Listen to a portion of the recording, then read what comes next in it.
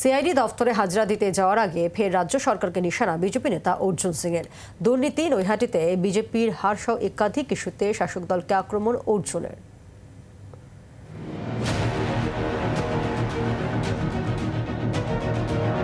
জোড়া মামলায় বৃহস্পতিবার বিজেপি নেতা অর্জুন সিংকে তলব করে সিআইডি।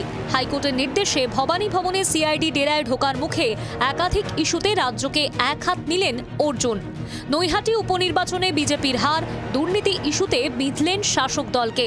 তার উপর রাসায়নিক বিষ প্রয়োগ করা হতে পারে এই আশঙ্কার কথা ফের শুনিয়েছেন অর্জুন।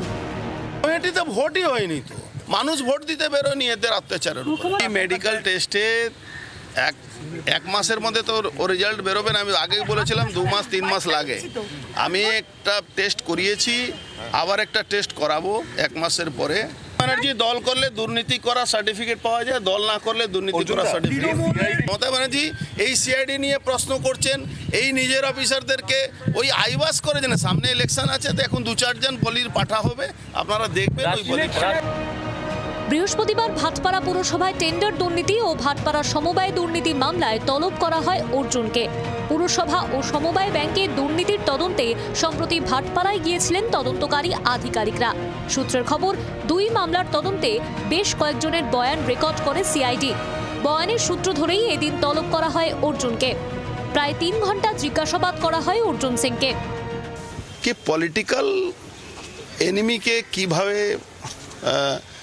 পশ্চিমবাংলা সরকার স্টেট পুলিশ মানে স্টেট এজেন্সিকে দিয়ে হ্যারাস করতে পারে।